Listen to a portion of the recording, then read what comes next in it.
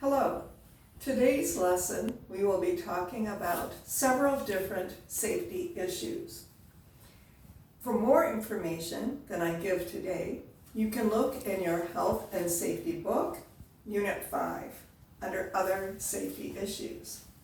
The topics for today include heat stress, which includes heat stroke and exhaustion, winter weather, tornado and storm, flood safety, and preventing hazards for children.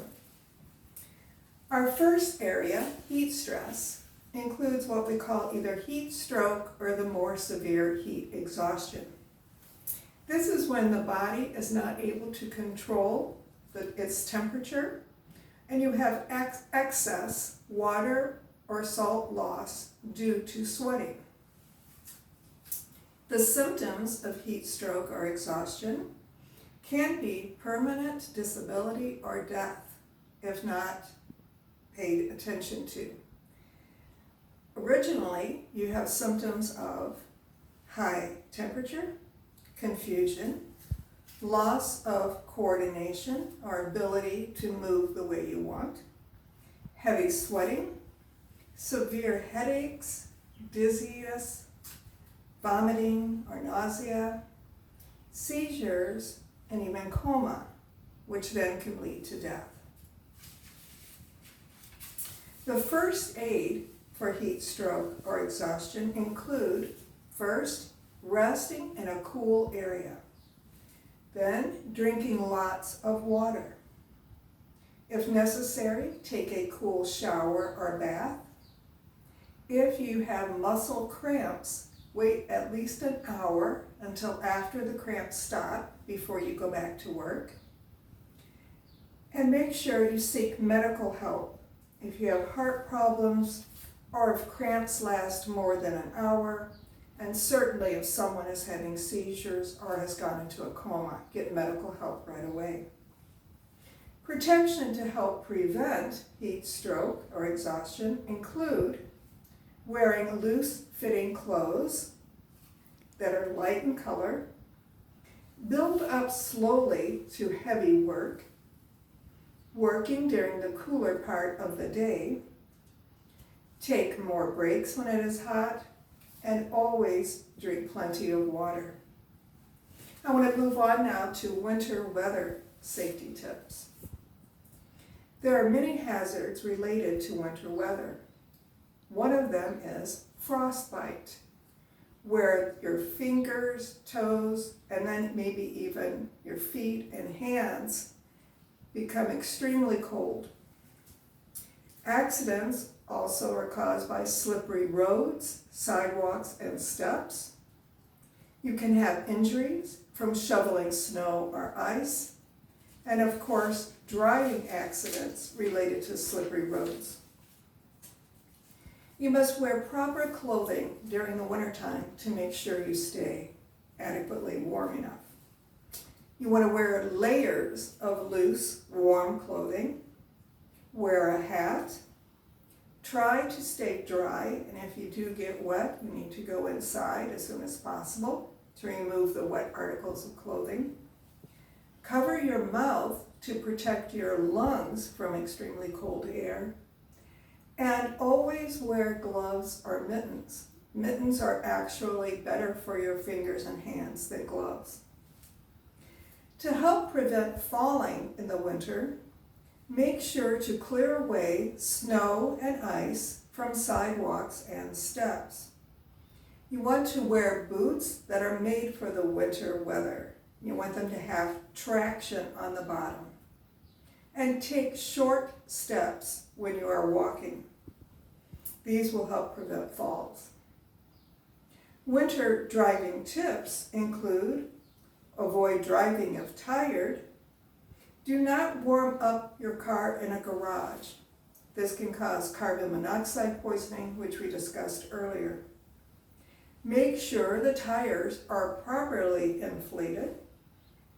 Keep the gas tank at least half full. Look and steer where you want to go, meaning pay attention. And of course, always wear a seatbelt. I want to talk briefly about tornado and storm safety tips. First, be weather ready. That means if it is tornado season or if there are predictions of heavy rain, be aware and be ready for that. Create a plan for your family or have a plan at work of what to do in case there is a tornado siren or heavy storm alert. Practice your plan. Prepare your home. Have articles that you need in case of a storm. And also, help your neighbors and family members prepare a plan. During a tornado, you want to stay inside, preferably in a basement. If you do not have a basement, go to the room that is closest to the center of your house, away from windows. No tornado drills at school or work. If you are in your car or truck, you need to get out of there if a tornado is coming. Cars and trucks are not safe during a tornado. They can actually be picked up if a tornado comes right over you.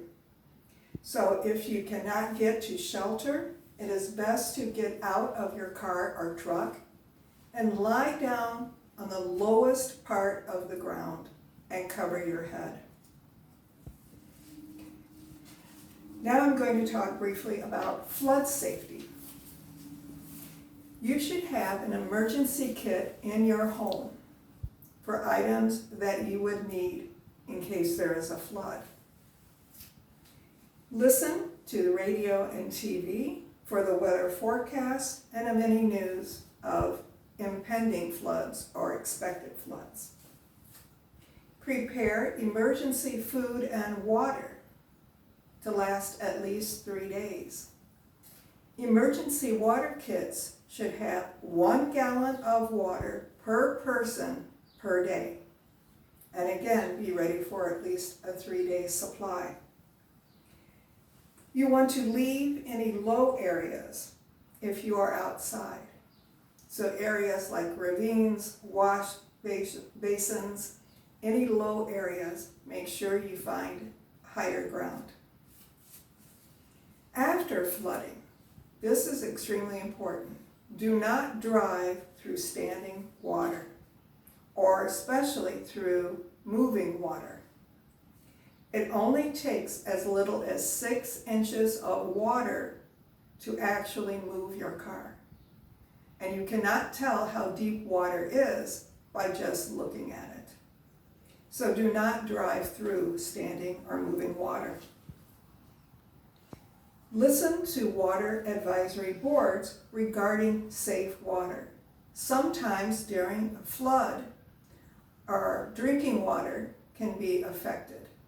So make sure you listen to hear if there are any advisories or warnings not to drink your tap water. And throw out any food or bottled water that has been in contact with flood water. Those would not be safe. Okay, again, there's more information in your book. Now I want to talk briefly about preventing hazards for children. If you have children at home, you need to keep medicines and vitamins in child-proof containers and out of reach of children. Cabinets should have safety locks. Sharp objects, again, like knives and scissors, should be kept out of the reach of children. Hazardous materials, those are cleaning supplies, paint, should be locked up. Guns should always be locked and put away. You have to keep batteries and magnets away from children. Again, out of the reach of children, those are small objects which children will often put in their mouths. Teach children their address and your phone number in case there is ever an incident where someone needs to get in touch with you. Have the phone numbers for doctors and poison control in your home in a place where everyone knows where it's at, including other family members, a babysitter. Those numbers should be on your refrigerator, on your kitchen wall, somewhere where everyone can find them easily. There are many issues with children regarding safety on the internet. Make sure you know what your children are watching on the internet, and especially whom they are talking to.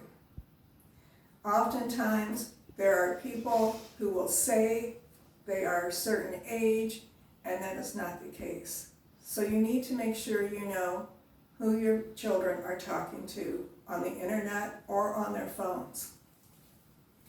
Always make sure you know where your children are, when they should be coming back home, who their friends are and their friends' parents.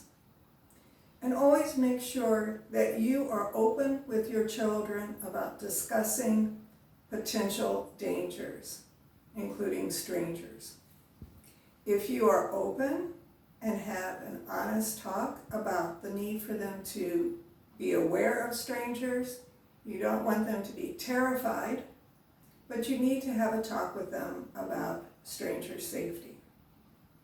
So this is a brief overview of these topics. Again, you'll find more information in Unit 5 of your book. Thank you.